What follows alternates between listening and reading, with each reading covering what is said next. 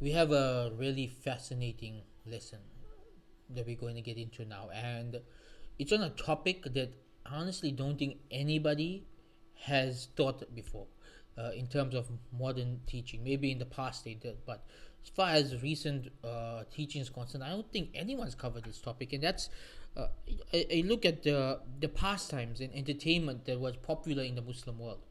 Uh, Believe it or not, the Muslim world was a place where people had fun.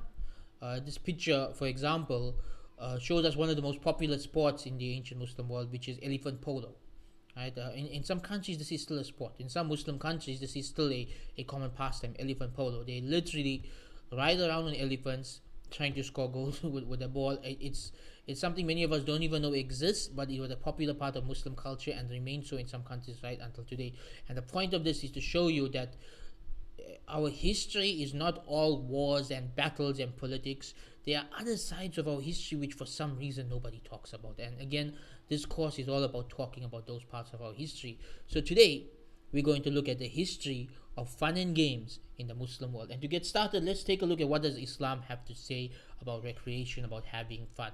And of course, many of you may know the first book I ever wrote when I was 23 years old was Having Fun the Halal Way, Entertainment in Islam.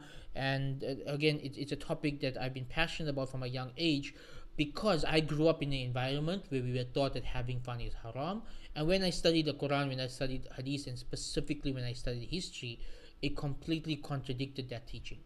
Right? So what does Islam teach us? Islam teaches us to take care of our basic human needs. One of those human needs being having fun and relaxing. The Prophet ﷺ had fun, the Sahaba had fun. There is absolutely nothing in the Quran or Hadith that says it is haram to have fun. It is haram to enjoy yourself. No, all Islam calls upon is balance. Live a balanced life. A time for this, a time for that. Time for ibadah, time for work, time for family, time for fun. One of the Sahaba was feeling guilty that when he was with his wife and children, he forgot about ibadah and about worshipping Allah, and he just got caught up in enjoying himself with them. And when he explained this to the Prophet ﷺ, the Prophet ﷺ told him that's normal. He told him that's normal. He told him there's a time for this and a time for that. This is the translation of the hadith, right? A time for this, having fun, and a time for that, worshipping Allah. Balance. That's what it's all about. Our religion does not tell us not to have fun. You should not feel guilty to have fun if you are living a productive life. I personally make time for fun.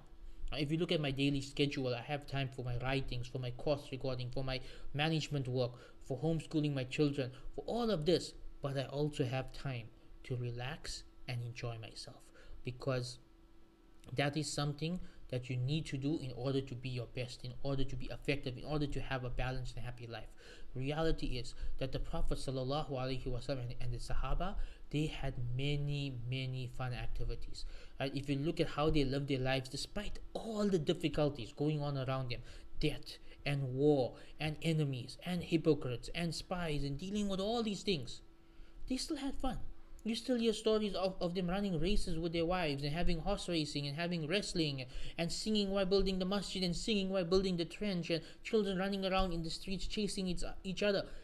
It, it's something that's natural. It's something completely natural. So I understand how we have in this day and age some Muslims who believe that kids should be worshipping Allah all day and there's no place for fun in Islam. That's not what Islam teaches. That's not what the Quran teaches. That's not the practice of the Prophet ﷺ or the Sahaba. And that's never been the case at any point in our history. And it all goes back to the principles of fiqh, the principles of Islamic law. One of the most basic principles of Islamic law is al-aslu fil ashai al-ibaha, that the original state of anything is permissibility.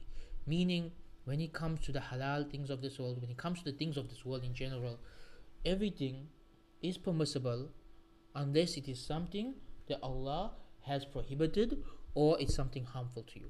So if something does not harm people, there's nothing in the Quran, nothing in the Hadith that prohibits it, we do not have the right to make it haram just because we don't like it or because we have some strange understanding of Islam. So this is what Islam teaches us about having fun. It's natural, it's a human need. If you live a balanced life, there's nothing wrong with doing it. And majority of ways of having fun are halal, except for those which are listed in the Quran or Hadith as haram, or those which are harmful to society, like taking recreational drugs or smoking cigarettes, these things. People do them for recreation, but they are haram because they are harmful for your health, right? So that's the principle to apply. So the Muslim world, what did it look like in terms of recreation? Well, believe it or not, having fun was normal. In the Muslim world, doing things for fun was completely normal.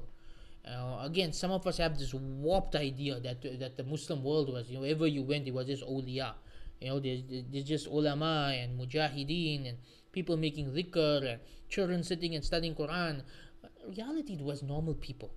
People who went to the masjid, they prayed their salah, they went home, they played a game of chess, they wrestled with their friends, they went to the theater to watch a performance, a poetry performance or a musical performance. They lived normal lives, balanced between worshipping Allah, doing their work, and enjoying time with their family and friends. It was completely normal. They had theaters, they had famous entertainers. We'll talk about one in the lesson on music, like real celebrities that shaped their culture. We think this is a modern thing. No, in Islamic Spain, they were celebrity singers, male and female, who shaped their culture. They had popular sports, right? Certain sports were very popular in the Muslim world at that time. Um, the things they used to do for fun were mostly playing board games, particularly chess and sports. But there were other things they did for fun as well. So, for example, if you look at some of the great inventors in Islamic history, three of the most famous inventors were known as the Banu Musa brothers, right? They were these three brothers who invented many, many things, some of which were important scientifically, but over 100 of which were things they just invented for fun. Right? They invented fun devices like puzzle boxes and puzzles and or different things that people could fiddle around with and solve, and these were entertainment, things that basically toys that people used to buy to entertain themselves. So they invented over close to 100 different fun and entertaining puzzle devices and toys. And it's quite interesting when you look at the Islamic history. It doesn't seem like anybody considered these things to be haram, except maybe a small minority of people, right? These were just normal parts of life that everybody did, and nobody seemed to have a problem with it. So what was most popular? What were the most popular pastimes? Well, this list may surprise some of you towards the ending, but obviously wrestling, right? From the time of Rasulullah sallallahu alaihi wasallam, at any point in our history, wrestling seems to be amongst the most popular sports, in two ways, both as a competition and as a show. So today we know we have amateur wrestling, which is a competition, and we have professional wrestling, which is like a show where people are just putting on a performance to entertain the crowd. In the Muslim world, both of these existed, right? In the Muslim world, there were actual competitions where people wrestled each other to the ground, but there were also people who would like get in front of a crowd and do moves to each other just to entertain the crowd, a wrestling show. So interestingly, both of these concepts existed in the Muslim world, and these were very popular pastimes, either to compete in these things or to watch these things. The other popular sports were archery and polo. Polo being both horse polo and elephant polo. These were popular sports that people used to compete in or watch, and they remain so in many parts of the Muslim world, particularly elephant polo and horse polo. Now, the most popular board game in the Muslim world was chess, and we'll talk about this a bit more in the next slide. Muslims love chess because it's a very strategic board game. Right till today, I myself personally, the games I enjoy in terms of video games or board games are strategy games, games that engage your mind and test your mental abilities. It seems that historically this is what Muslims love. They love games that test their mental abilities and which require strategy. And so chess became the most popular board game in the Muslim world. And so this is very curious. I find this really fascinating because, again, I grew up in a society, and many of you may have as well, where people tell us chess is haram. This is a very popular belief in the Muslim world today. People see you playing chess, they get very angry, and they tell you things like you're playing with idols, and this is haram, and how can you do this? And they treat it as if you are committing zina or drinking alcohol or gambling. Honestly, I have no idea where this originated from. I have a theory about it, but no proof for that theory. But reality is, throughout our history, very, very few scholars actually said haram about chess. Very, very few. Most of them were silent about it, and many of them did say some things about it, but those statements were misquoted. Right? What do we mean misquoted? Well, for example, someone told me that Imam Malik said that chess is haram. But when I checked Imam Malik's actual statement, he said, I don't like it. That's all he said. Or there's no good in it, there's no benefit in it. Now, these kind of statements doesn't mean he regards it as haram. It just he regarded it as, for him personally, a waste of time. So we can't take statements like this from scholars and say he means it's haram. No, the ulama of the past, like Imam Malik, Imam Abu Hanifa, Imam Shafi, they were very cautious about using the word haram. They would not use it until they were 100% convinced that something is haram. Otherwise, they would make a general statement like, I don't like it, it's not beneficial, it's better to avoid it, but they would not say haram. Unlike us today, we overuse this word today. We overuse the word haram. Everything we see, we say haram. Haram means Allah has prohibited it. So unless you are 100% sure that in the Quran or Hadith Allah has prohibited this, don't use the word haram. Right? So there's a lot of misquotation regarding this issue. And misquotations even about Hadith. I mean, people say, but it comes in the Hadith that chess is haram. This is baffling to me, because chess was invented about 400 years after the Prophet ﷺ passed away. So how can there possibly be a hadith prohibiting it if it didn't even exist at that time? So I went into this, I looked into it, and I found two things. Number one, a lot of fabricated hadiths on this topic, right? I mean, perhaps the majority of hadiths stating that chess is haram are fabrications. But the few that people pointed out in Sahih Bukhari or Sahih Muslim were completely mistranslated. The Arabic does not include the word chess at all. Now it's talking about some other game that existed in the time of the Prophet ﷺ, which doesn't exist today, right? So there's no English translation for it, which was used for gambling, a form of gambling. And he's saying that specific gambling-based game is haram. He's not talking about chess, because chess did not exist at his time. So misquotation of hadith, fabrication of hadith, misquotation of the scholars. The reality is there is no authentic evidence to say that chess is haram. And throughout Muslim history, it was the single most popular pastime in the Muslim world.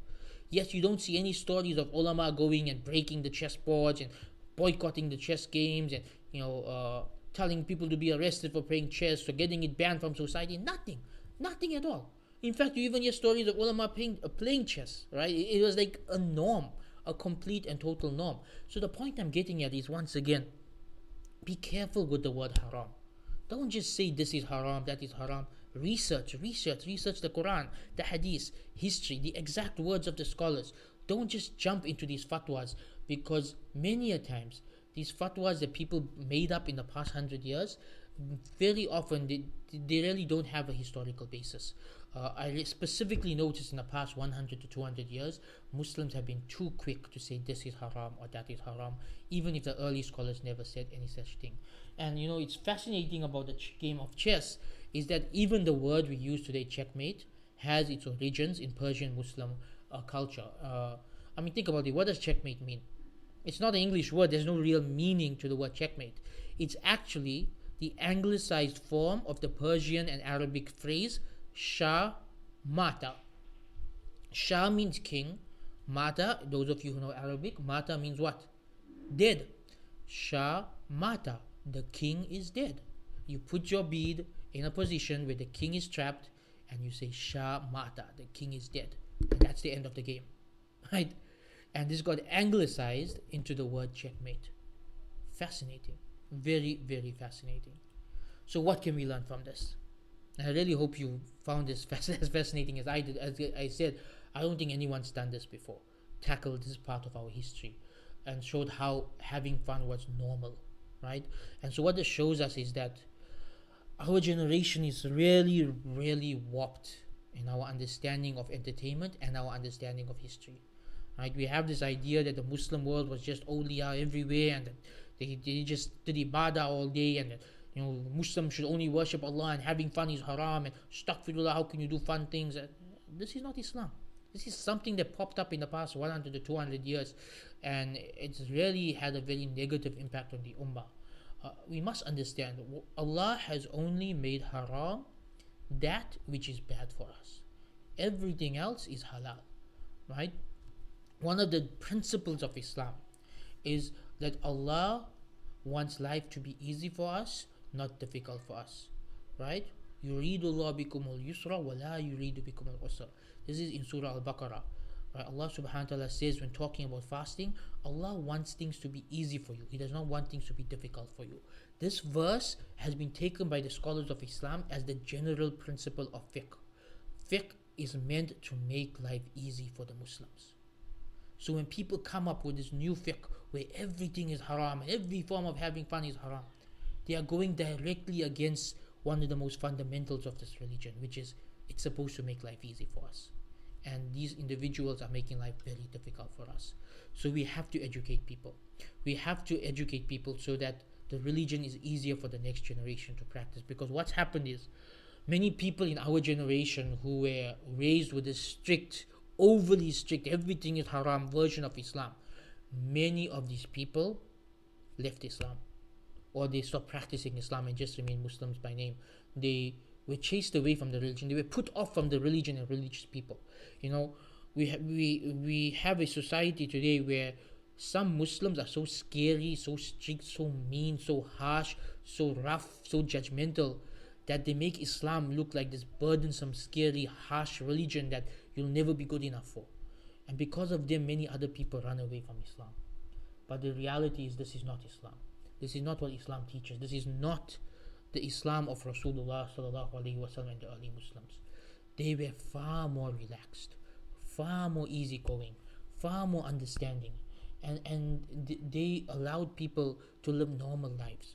In the time of Rasulullah sallallahu alaihi wasallam and the Sahaba and the Umayyads and the Abbasids, the average Muslim would pray their salah, they would make sure their business is halal, they would take care of their families, but they would go to work, they would have fun, they would hang out with their friends at the coffee shop, once coffee was invented, they would, play board games with their friends, they would do something fun with their families. It was far more chilled than the Islam that we have today. And so that's the lesson I want you to take from this. Islam is not the strict, scary, burdensome, everything is haram mindset that some people have. No, that's their misunderstanding. Islam is what Allah has stated in the Quran and what Rasulullah sallallahu alaihi wasallam and his Sahaba have shown us in their example. And I hope that this helps you to understand that better. So let's take this and teach this to our people and make this the dominant understanding of Islam in our times.